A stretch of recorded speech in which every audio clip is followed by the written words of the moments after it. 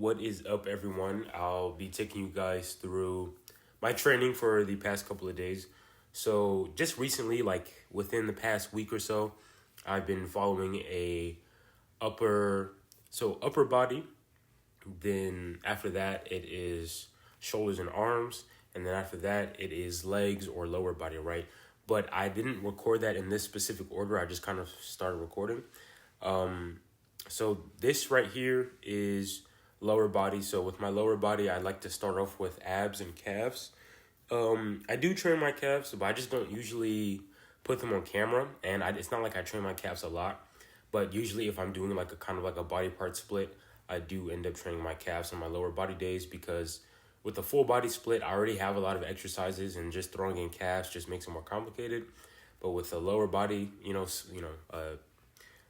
a body part split, I can put calves in there, right? So usually I superset leg raises with calves, right? And just about with every movement, I do 2 sets, right? 2 sets to failure. And so here are barbell squats. I have not done barbell squats in like forever.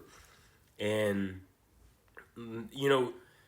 I just haven't because I just haven't really, I guess, liked them like that. But I have done a lot of body weight squats, just hundreds and hundreds of body weight squats. And I feel like that's kind of desensitized me to doing barbell squats. And when I was doing these squats, it's not a lot of weight. Back in my day, I was squatting maybe 200 pounds, close to 225 for reps, probably anywhere from like 7 to 8 reps maybe.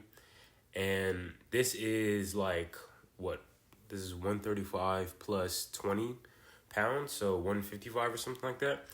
And I got to 7 reps, and I have my heels elevated. I'm pushing my knees forward, but I just didn't really feel my quads. Like, I just didn't really feel my quads at all. And I'm thinking because of me doing just, at this point, thousands upon thousands of body weight reps, or, reps where I have like a weighted vest of doing Hindu squats, sumo squats, lunges, not leg curls, but like just a bunch of body weight movements for hundreds and hundreds of reps, that kind of like the pain, quote unquote, that I feel when I do barbell squats is no longer there. And it just feels like I'm not really stimulating that muscle, right? And sure, like, doing barbell squats might be the most quote unquote optimal way to build quads. But honestly, I enjoy doing like a bunch of reps of squats anyways. And I'm fine with just sticking to my bodyweight movements that I've been pretty faithful to for like the past year or so. And I've still been able to build legs and have good leg mass. If you go to old videos where I'm doing like 100 squats a day, or I'm doing like, 500 squats in one workout, 300 squats in one workout, just a bunch of bodyweight stuff, like you'll see like my leg development is very, very good, right? So I'm definitely not too concerned about body weight doing the job. I think body weight is definitely efficient enough for me to get in all the proper quad gains and leg gains that I get, right? Especially Hindu squats. I really do like Hindu squats, and I've been doing them a lot more. So with Hindu squats, as you go down, you elevate the heels from the ground, and that makes your knees push even further over your toes, which gives a complete stretch within your quads, right?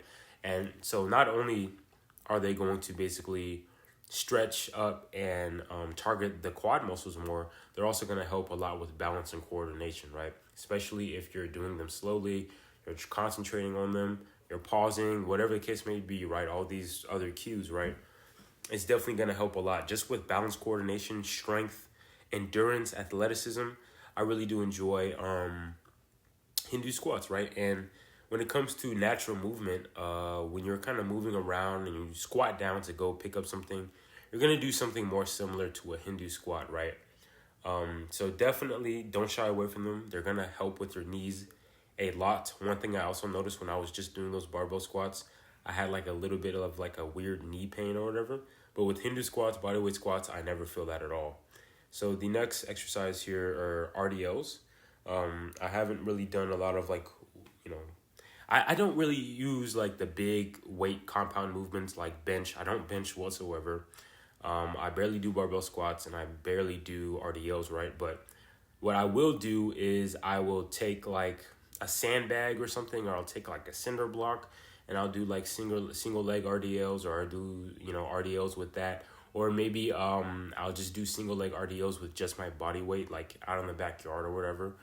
Just like 2 videos ago, I was doing a lower body workout outside, and I did some single leg RDLs, and I still got a pretty sore hamstrings from that. Right. I also do back extensions. So back extensions do help a lot, of course, with the lower back and stuff like that.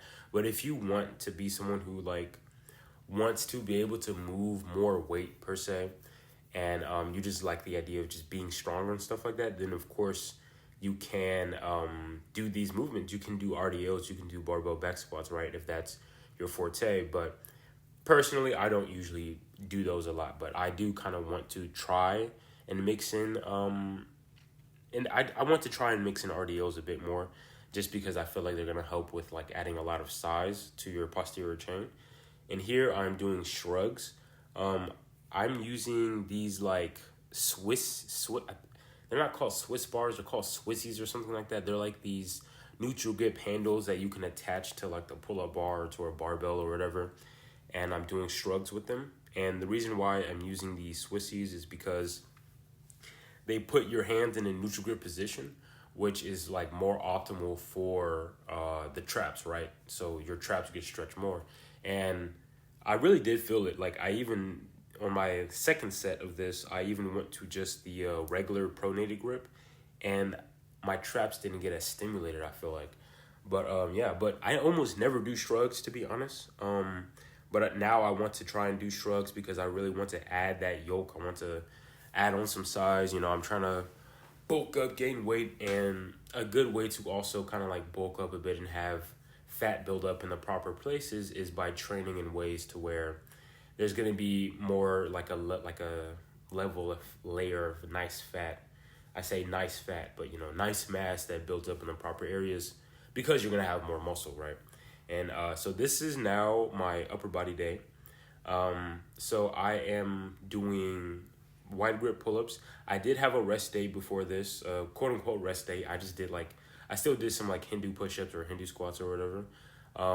So this is me doing wide grip push-ups. Wide grip pull-ups. Oh my gosh. And I was really just trying to make sure that I felt my back contract at the top. Then when I couldn't do any more wide grip, I just kind of switched to like shoulder width grip and just did pull-ups like that. I believe pull-ups are just like the most ultimate back exercise, just for building mass in the back in general. And I feel like it definitely shows in my physique.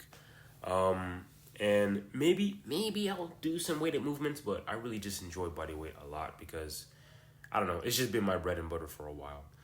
Here I do dips. I did a superset of dips with my pull-ups, ring dips specifically. No particular reason. I just did ring dips because the rings were already kind of set up there. If you're a beginner, like I'd say if you can't even do dips, don't even try and do ring dips. You can, but just be very careful because it's very unstable.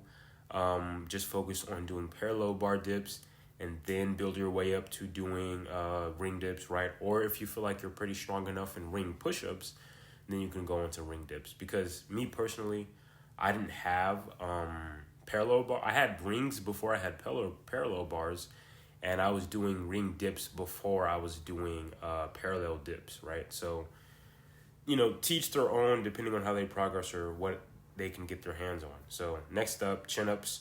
I'm doing chin-ups with my knees up, so I guess like L-sit chin-ups, right? And this, is going to target my biceps, of course, by turning in my wrist as I'm doing the movement because I feel my biceps more, and it's going to challenge my core. And when you have your legs up like that, right, whether you have your legs fully out or just your knees up, you get a better stretch on your lats, so your lats stretch as well. Not saying that pull-ups don't do a good job with your lats, because they definitely do, especially if you are, doing them as perfect, like doing these perfect arch back pull-ups. But if you want to, of course, just get more back work in general, then chin-ups are going to be a good thing, right? I feel like pull-ups are going to be like all around, all around your back. But chin-ups are going to allow for just kind of like more specific details per se, if that makes any sense. So next up, deficit push-ups with the 12-pound weighted vest.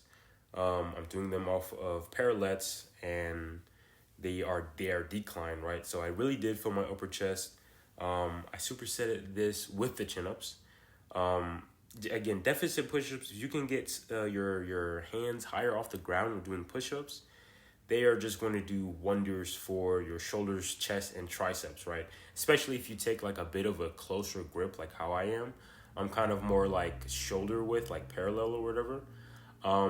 And so just doing them with your body weight, or just doing them with like some book bag with vest on them, weight on them or whatever, it's going to just do a lot for like your chest, right? Even if like dips are uncomfortable for you, deficit push-ups they'll be a pretty good replacement, right? And I have long arms, so having long arms really helps with me getting a deep range of motion. And just, again, push-ups are amazing. I almost never do bench, and I just don't feel my chest on bench, like almost never. So it's just really good for me to be able to do push-ups and always feel my chest on push-ups, even if my hands aren't elevated. So here I'm doing ab wheel rolling. This is still my upper body. And so I'm doing them just because I want to have more core work in general. I know that doing leg raises is going to work my entire core, but I want to have more like core, like, ab volume in general. Ab wheel rollouts are also a good way to kind of burn out a little bit after doing an upper body session, right? So I feel my triceps, I feel my lats, and I feel my core, and I feel my lower back a little bit, right? So it's very good to try and get used to them. Start out on your knees. I'm doing them on my knees here, and they're pretty hard. They're challenging. And you can also kind of like sway from like left to right as you go out, which kind of helps with the obliques a little bit, which I did do for my second set, but I didn't record them because I was just kind of like trying them out and testing them out just to see how they felt for me. But yeah, really make sure you keep your arms straight and try and keep like a hollow body position as you get down into that lower phase, because that's going to be a lot of core work right there. So yeah. Next up, this is my shoulder and arm day, which was done today. Basically, we're at the time of me editing this and whatnot. So I start off with overhead presses. I can do pike presses, right? I could do pike presses, but it's less arbitrary per se because I can see the amount of weight that I'm pushing. And of course, it looks like baby weight that I'm pushing, but I'm just starting off with I'm just working my way up, right? I don't know how much I can overhead press, but I know with my own body weight, when it comes to pike push-ups, I can't really do that many like good, slow quality pike push-ups, full range of motion pike push-ups. For that many reps, it'd be like 5 reps at most. But when I do them with a barbell, I can get a deep stretch in my shoulders, and I can use a lighter weight, and I can get up to like 8, 9, 10 reps, right? And then of course I can just add weight. So after my overhead pressing, I superset them with face pulls. These are going to be really good for the scapula, for the rotator cuff, and for the back of the shoulder, right? So I've almost always relied on face pulls for that just having healthy shoulders, right? When I was doing full body, it's not like I did them every day or anything like that. I did them here and there just to kind of like help get blood in that area. But they're very good for injury prevention and just getting like nice jacked shoulders, big shoulders, right? So it's something that you definitely want to try and get into your training routine, whether you're doing them with weights, cables, or rings. I find doing them with rings feel really good, and they feel better than me trying to use weights or cables. So again, this is shoulder and arms. So I'm doing tricep extensions on the rings.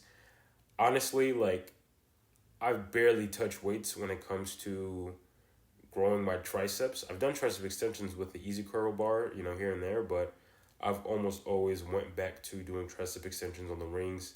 And when you're doing them on the rings, you're in this plank position, so you feel your core as well. So with doing a lot of calisthenics movements, even if you're doing isolations, you still feel your core. And that can be a good or a bad thing because your core can become a limiting factor, but it can be a good thing because you're getting so many muscles work at the same time, and you're just gonna have abs of steel afterwards, right? And here I'm doing barbell curls. Um, I'm just I'm doing barbell curls because I feel like they're gonna like evenly work both sides or both heads of the bicep, right? There's like the long head and the short head of the bicep. And I feel like just doing that is going to work them a lot more evenly, I guess. But if you want to get into specification, you can do pelican curls, which I think are like the best body weight bicep exercise. I think they might be the best bicep exercise in general. And or you just do standard ring curls. If you don't want to touch weights or if you don't have access to weights, you can do these body weight movements, right? Just because I'm doing these movements with weight doesn't mean body weight movements are inferior to growing your body. Not at all.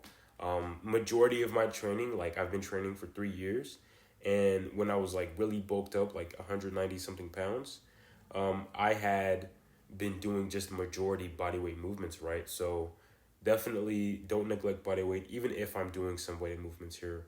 I'm just like trying to get into more isolation and stuff like that. So next up, I'm doing, this is again still shoulders and arms. I'm doing, what are these called? Lou raises. So they're like lateral raises, but you go overhead, which I've heard is like really good for your scapula and shoulder mobility and stuff like that. And you're kind of getting more of a range of motion on the lateral deltoids, right? Um, it's a good isolation, I'd say, because like you're already kind of getting your lateral delts by doing overhead pressing and by doing face pulls. Those kind of work those shoulders out pretty evenly. But again, if you want more optimized growth or to just really get into like the deep crevices and stuff like that, then doing some isolation movements are going to be a lot better, right? Because, you can get, I'd say, decent biceps with chin-ups, but if you really want to get like exceptional biceps, then you gotta like isolate them, right? You gotta make them a focal point at some point in your training, right? You gotta do some type of movement that just targets your biceps. And there's nothing wrong with wanting to do isolations. But if you like want to be like a purist and you want to do just like body weight compound movements, then that's definitely fine. That's good, and you can still build a great physique off of them. And here I'm doing